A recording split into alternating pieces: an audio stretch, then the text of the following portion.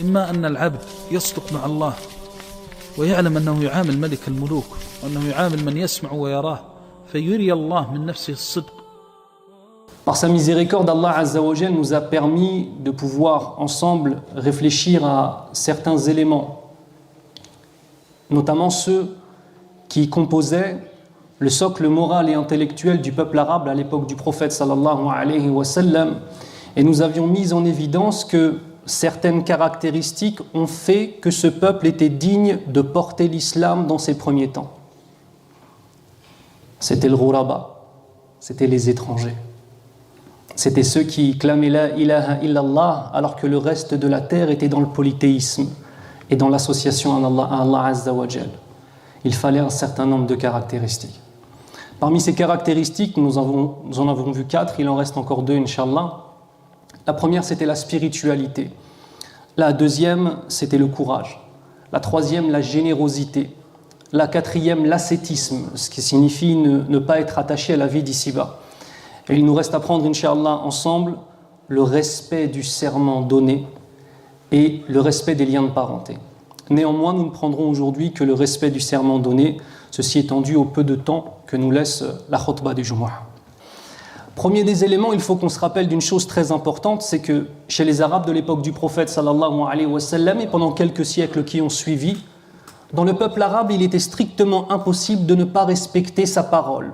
Il faut bien comprendre cet élément. Un homme qui ne respectait pas sa parole n'était pas un homme. Il y a un mithal, il y a un proverbe que j'ai appris lors d'un séjour en Algérie, qui est un pays que j'aime beaucoup, tabarakallah, où un ancien m'avait dit « Kalamu rajuli daynun alayhi » La parole qu'un homme donne, c'est une dette qu'il contracte. Regardez la mentalité de ce proverbe-là. Et on pourrait se dire que simplement le fait de respecter sa parole n'est qu'un élément surérogatoire. En plus, si on le fait, c'est bien, et si on ne le fait pas, qaddarallahu ma sha fa'al, c'est pas si grave que cela. Comprenez bien une chose, ne pas respecter la parole donnée fait perdre la confiance des hommes les uns envers les autres. Et quand on perd une caractéristique, il faut regarder celle qui est son inverse, c'est-à-dire un homme qui respecte sans arrêt sa parole aura forcément son opposé. Et l'opposé du respect de la parole donnée, c'est la traîtrise. Al-khiyana. Allahumma hafadna min dhalik. Qu'Allah nous préserve d'être des traîtres envers nous-mêmes et de ne pas être suffisamment courageux pour accomplir les choses que l'on dit. Al-wafa'u bil-ahdi ala aqsam. يقول الله عز وجل في آية هي عامة وتشمل جميع الأنواع فقال الله عز وجل بسم الله الرحمن الرحيم يا أيها الذين آمنوا أوفوا بالعقود واستعمل الله سبحانه وتعالى فعل الأمر والأمر يدل على الوجوب طبعا. Allah Azza wa Jal nous dit dans un verset qui est général et qui va prendre en compte toutes les sortes possibles de serments parce qu'on va en voir un certain nombre. Et Allah Azza wa Jal nous dit dans le sens « Ô vous les porteurs de la foi, acquittez-vous de vos engagements ». Et ici, en arabe, le temps qui est employé, c'est l'amr, c'est-à-dire l'impératif. Quand vous avez un verbe dans le Coran ou dans la sunna du prophète sallallahu alayhi wa sallam qui est employé à l'impératif, eh bien cela signifie que la chose est obligatoire. Sauf si j'ai une preuve autre, extérieure, une preuve ou bien une qarina, qui va me faire descendre de obligatoire à préférable. Mais sinon, à partir du moment où on voit l'impératif, cela signifie que la chose est obligatoire. Allah Azza wa Jal nous a rendu obligatoire, excusez-moi du terme, d'être des bonhommes. Que lorsqu'on donne sa parole, on s'en acquitte. Et quand on va parler des serments, je pourrais vous parler du serment des créatures entre elles, on en parlera rapidement, du serment vis-à-vis de la fraternité entre nous, on le mentionnera rapidement, mais aujourd'hui j'ai envie de me concentrer sur le premier de tous les serments, le plus important de tous. C'est celui que chacun d'entre nous ici a passé avec notre Seigneur. Il faut être clair, mes frères, parce qu'en fait nous sommes dans un temps qui est oppressant pour nous. Nous sommes dans une urgence au réveil, et beaucoup de musulmans ne comprennent pas aujourd'hui que nous sommes au bord d'une falaise. Et que la foi de nos enfants est en danger, et on va en parler par la suite. que les générations qui viennent après nous, les générations qui ont 20 ans, les générations qui ont 15 ans, qui ont 10 ans, on trouve en eux extrêmement peu de l'islam, des actes de l'islam, des mots liés à l'islam. Oui, mon frère, ils disent la ilaha illallah. Mais qu'est-ce qu'ils concrétisent dans leur vie de tous les jours du tawhid d'Allah, de l'amour de la sunna du prophète sallallahu alayhi wa sallam? Soyons honnêtes entre nous. Lorsqu'on regarde nos enfants, Allah, le futur, il fait peur. Il y a de l'espoir aussi, alhamdoulilah, mais le futur fait peur. Lorsqu'on a dit la ilaha illallah, on a contracté un contrat avec Allah Azza wa Jal. Que vous soyez musulmans de naissance ou que vous soyez convertis à l'islam, que vous soyez des hommes ou des femmes qui se sont perdus dans les ténèbres des péchés, puis ensuite sont revenus à Allah Azza wa Jal. Lorsque vous êtes revenus, lorsque je me suis converti à l'islam et qu'on a dit la ilaha illallah, vous savez ce qui s'est passé? On a passé un contrat avec notre Seigneur. Allons-nous être des hommes dans le contrat qu'on a passé avec Allah subhanahu wa ta'ala? On ne doit pas estimer que la désobéissance n'est qu'une petite parenthèse dans nos vies. On doit se regarder dans une glace et se dire qu'on a trahi le pacte qu'on a passé avec notre Seigneur. Mais alhamdoulilah, la miséricorde d'Allah Azza wa Jal englobe toutes choses et les portes du repentir sont toujours ouvertes. Mais parmi les problématiques que nous avons, mes frères et sœurs, c'est le fait de rendre les péchés comme étant quelque chose d'insignifiant. Et ne pas avoir et oublier tout simplement Alam ya'lam bi anna Allah yara. Ne sait-il donc pas qu'Allah Azza wa Jal voit? Allah huwa as-sami'ul basir. Yarana fi kulli hin. Allah Azza wa Jal, il est celui qui entend tout et qui voit tout de façon parfaite. Et il nous voit à chaque instant, subhanahu wa ta'ala. Allah وصف الذين يأتون بالعهد فقال بسم الله الرحمن الرحيم الذين يوفون بعهد الله ولا ينقضون الميثاق والذين يصلون ما أمر الله به أن يوصل ويخشون ربهم ويخافون سوء الحساب اللهم اجعلنا منهم يا رب العالمين. Allah Azza wa Jal vient nous décrire un petit peu dans certains versets qui sont ces hommes et ces femmes qui s'acquittent de leur serment. Et le premier serment, c'est celui avec Allah Azza wa Jal à travers l'islam. Il nous dit dans le sens, ceux qui remplissent leurs engagements envers Allah et ne violent pas le pacte qui unissent, et ne violent pas le pacte qu'ils ont contracté avec Allah. Ce pacte, c'est la ilaha illallah. Qui unissent ce qu'Allah Azza wa Jal a commandé d'unir. Et ça, c'est une référence directe au lien de parenté que l'on verra dans le futur, Inch'Allah ta'ala. Qui redoutent leur Seigneur et craignent une malheureuse reddition des comptes. Aïna nahnu min khawfi nar. Aïna nahnu min khawfi al-hisab yawm al-qiyamah. C'est des questions qui sont fondamentales et qui se posent en fait. Nous en sommes où, nous, de la peur intense de pouvoir potentiellement rentrer en enfer? On se dit musulman, on dit la ilaha illallah, on dit le paradis est vrai, wal jannatu haq, wal naru haq, kama huwa marwi fil hadith. Le paradis est une vérité absolue, l'enfer est une vérité absolue. Mais comment vivons-nous face à ces vérités absolues? Est-ce qu'on déclare ces vérités avec nos langues et avec nos têtes uniquement? Parce qu'ensuite on a une vie qui est à l'opposé de ce qu'on a déclaré. Dans nos relations avec les femmes, dans nos relations dans le travail, dans nos relations avec les gens, dans la izza, dans la puissance et dans la fierté qu'on doit avoir à être musulman. Est-ce qu'on concrétise ce qu'on dit avec nos langues? Est-ce qu'on le concrétise dans nos actes? Les Arabes de l'époque du prophète sallallahu alayhi wa sallam, les ikhwan, c'était des bonhommes. Ils étaient entourés par les Perses, par les Romains, les Chinois un petit peu plus haut.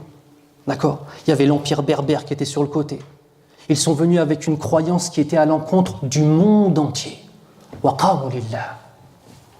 Ils se sont levés comme des hommes. Et c'est pour ça qu'Allah Azza wa Jal, une des raisons pour lesquelles il les a choisis, c'est pour cela, on en a parlé la semaine dernière, le courage qui les animait. Et pas simplement le courage en face des autres créatures, le courage en face de leur propre âme, prêts à combattre leur âme. Et une fois qu'ils ont combattu leur âme, prêts à défendre leur communauté. Ha'ula'i rijal. Qala Allahu Azza wa Jal, min al-mu'minina rijal, sadaqu ma'ahadullah alayh. Ce qui signifie, il y a parmi les croyants de véritables hommes qui ont concrétisé le pacte qu'ils ont contracté avec Allah subhanahu wa ta'ala. Et on doit comprendre que le fait de s'acquitter des serments que l'on passe en premier lieu avec son Seigneur, puis ensuite avec les créatures, c'est un résultat.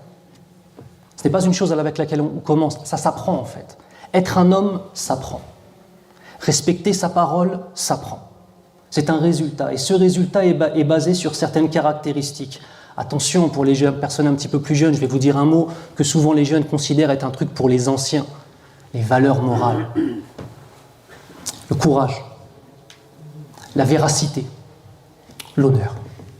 فالوفاء بالعهد من الصفات المنورة والمنورة ولن تجد أحدا لا يحب هذه الصفات وبالعكس الخيانة من الصفات الشيطانية والمتعلقة بالنفاق اللهم احفظنا من ذلك ولن تجد أحدا يحب هذه الصفات حتى الخائن لا يحب الخائنين أليس كذلك؟ Il est intéressant de voir cet élément-là, c'est que l'homme peut prendre des caractéristiques qui sont, comme l'imam Abu Hamid al-Ghazali, rahimahullah, les mentionne, des sifat, des caractéristiques angéliques, que je ne vais pas appeler angéliques, mais que j'appellerais plutôt des caractéristiques lumineuses.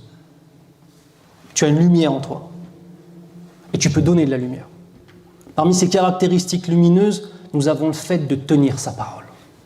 Et à l'inverse, nous avons des caractéristiques shaytaniyya, Allahumma hafadna min dhalik, des caractéristiques des ténèbres, des caractéristiques du diable, des caractéristiques démoniaques. Parmi celles-ci, la trahison, le fait de trahir, le fait de dire je ferai ça et la personne fait l'inverse, le fait de dire je serai là pour toi et la personne est absente. Allahumma hafadna min dhalik. On entend des paroles parfois où des gens regardent et voient des actes d'adoration qui sont faits par nos anciens, tabarakallah, wa nas'alullah azza wa jal an yahfadahum jami'a. Demande Allah de préserver tous nos anciens, ya rabbal alamin. Et ils voient des actes d'adoration chez les anciens qui sont impressionnants. Puis la personne, en fait, pour rassurer son manque d'action, dit non, mais ça, c'est les anciens. Genre la prière, c'est un truc d'ancien. Genre lire le Coran, c'est un truc d'ancien. Mais frère, c'est pas un truc d'ancien ou c'est pas un truc de jeune, c'est un truc de musulman.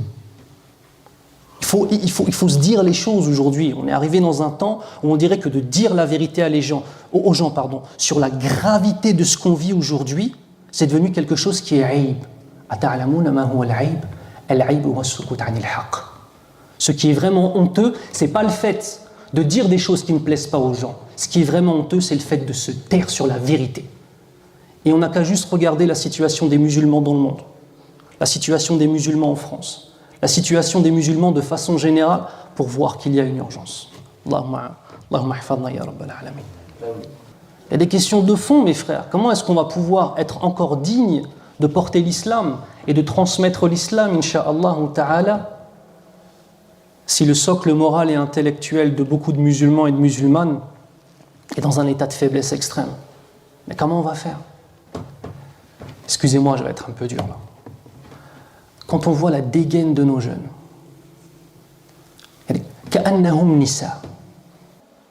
quand on voit la dégaine de nos jeunes, des jeans slim, on dirait, subhanallah, qu'il est, akramakallah, sans vêtements, des cheveux longs, des teintures de cheveux. En fait, ils prennent les caractéristiques des femmes et ils finissent dans leurs caractéristiques de comportement à se comporter comme des femmes. C'est un vrai problème de fond. Ne croyez pas que l'apparence est une chose secondaire. L'apparence vient exprimer quelque chose qu'il y a à l'intérieur, et ensuite elle alimente ce qu'il y avait à l'intérieur. Nas'alullah azza wa jalla an yuqawwiya shababana. Demande à Allah azza wa jalla de renforcer nos jeunes et qu'ils puissent être des hommes et qu'ils ne regardent pas le passé de l'islam, qu'ils ne regardent pas l'histoire de la vie de Salah ad-Din al-Ayyubi rahimahullah ou la vie des grands mujahidines qu'on a eu dans l'histoire de l'islam, qu'ils ne regardent pas ça comme une série Netflix. Une fois que l'histoire est finie, ils le mettent de côté. Qu'ils vivent avec ces exemples. Et qu'ils comprennent que le courage, le fait d'avoir des valeurs morales, d'avoir de l'honneur, d'avoir de l'honnêteté, c'est ça qui va les élever. بارك الله لي ولكم في القرآن الكريم ونفعني الله وإياكم بما فيه من الآية والذكر الحكيم أقول قولي هذا واستغفر الله لي ولكم وهو الغفور الرحيم استغفر الله استغفر الله استغفر الله أعوذ بالله من الشيطان الرجيم بسم الله الرحمن الرحيم والصلاة والسلام على أشرف الأنبياء والمرسلين نبينا محمد وعلى آله وأصحابه أجمعين وأشهد أن لا إله إلا الله وحده لا شريك له وأشهد أن محمدا عبده ورسوله صلى الله عليه وسلم فأمامنا حزبان طريقان حزب الله وحزب الشيطان طريقة الصلاح والهدى والتقوى وطريقة الفساد والفسق والضلال. On ne va pas se mentir, on a deux voies en face de nous. On a la voie du parti d'Allah Azza wa Jal et on a la voie du parti du diable. C'est aussi simple que ça. On a la voie de la droiture, on a la voie d'être des hommes comme il se doit, bima'na al-kalima, et on a la voie d'être des lâches et d'être des pervers. Allahumma hafadna min dhalik. يقول الله عز وجل أولئك حزب الشيطان ألا إن حزب الشيطان هم الخاسرون. Allah Azza wa Jal nous dit, en nous parlant dans le sens du verset pour nous décrire le parti du diable, il nous dit dans le sens, ceux-là font partie du parti du diable. Et certes, ceux qui font partie du parti du diable ne sont que des perdants. وكذلك يقول الله عز وجل عن حزب الله عز وجل إنما وليكم الله ورسوله والذين آمنوا الذين يقيمون الصلاة ويؤتون الزكاة وهم راكعون ومن تولى الله ورسوله والذين آمنوا فإن حزب الله هم الغالبون. Ce qui signifie, certes, votre allié, celui qui va aussi vous protéger. Un allié, c'est très important. Ce n'est pas simplement celui qui va te protéger. Un allié, c'est celui vers lequel tu vas et avec lequel tu passes un pacte. D'accord ? Ce n'est pas simplement il te protège, tu as un pacte avec lui. Certes, votre allié est Allah Azza wa Jal, ainsi que son prophète sallallahu alayhi wa sallam, ainsi que ceux qui portent la foi de l'islam. Et qui sont-ils ceux qui portent la foi de l'islam ? Ceux qui s'acquittent de la prière, ceux qui s'acquittent de leurs zakats et qui sont raki'un, dans le sens qu'ils font la prière. D'accord ? Et celui qui se détourne du parti d'Allah Azza wa Jal et du parti de son prophète sallallahu alayhi wa sallam, eh bien sachez que le parti d'Allah Azza wa Jal est toujours le parti gagnant. C'est une grande hikmah pour nous. C'est-à-dire on n'est pas face à une guerre où on ne sait pas qui va gagner. On sait exactement qui va gagner de façon idéologique. La seule question, c'est est-ce qu'on sera du bon côté ? Il faut comprendre ça, cette notion de guerre idéologique que l'on subit aujourd'hui. Regardez, un tant soit peu, le rap et ce qu'il véhicule aujourd'hui. C'est vraiment les musiques les plus écoutées aujourd'hui. Je ne sais pas si vous avez déjà écouté ce qui se dit dans le rap. Parce que vos enfants, ils écoutent ça. Parce que vos enfants qui ont un smartphone, ils écoutent ça. Et parce que vos enfants, au lieu de prendre comme modèle, vos enfants et peut-être nos enfants, qu'Allah nous préserve, certains enfants, au lieu de prendre comme modèle les hommes pieux, les femmes pieuses de notre communauté, au lieu de prendre Abu Bakr as-Siddiq radiyallahu anhu comme modèle, ils prennent Bouba. Au lieu de prendre Ali ibn Abi Talib radiyallahu anhu, ils prennent Karis. Au lieu de prendre Salah ad-Din al-Ayyubi et sa Roujoula, ils prennent PNL.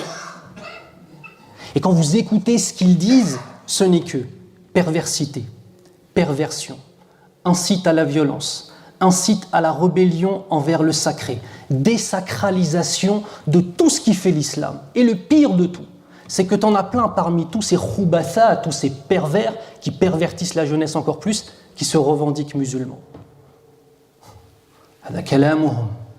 Ça, c'est ce qu'ils disent, ça. Ils sont la cause de l'égarement. Je ne sais pas si vous savez ce qui se passe vraiment dans la jeunesse. Ce que je vous dis, c'est du terrain, c'est du terre-terre. Des petits de 13 ans, ils vendent de la CC. Vous comprenez ce que ça veut dire ou pas ? Des petits de 13 ans vendent de la cocaïne. Des petits de 13 ans se font 700 € par jour. Vous comprenez ce que ça veut dire ? Comment ils en sont arrivés à là ? Il y a encore 20 ans dans les quartiers, c'était une chose qui était inimaginable. Même des grands qui ont 25, 27 ans, ils craignent ces petits parce qu'ils sont armés. Après, moi je viens de Paris, je parle plutôt de Paris. Et Roubaix, à mon avis, ça ne va pas être très très loin dans les choses qui s'y passent. On a un modèle qui est l'islam. Est-ce qu'on parle souvent de l'islam à nos enfants ? Est-ce qu'on enseigne à nos enfants l'islam ? Est-ce qu'on est dans une relation autre que halal, haram ? C'est bien, c'est pas bien, jeûne pas. Est-ce qu'on explique à nos enfants ce qu'est l'islam, la izza de l'islam, la puissance de l'islam, ce que l'islam va lui apporter en tant qu'homme, en tant que personne ? Est-ce qu'on donne un socle de valeurs à nos enfants ?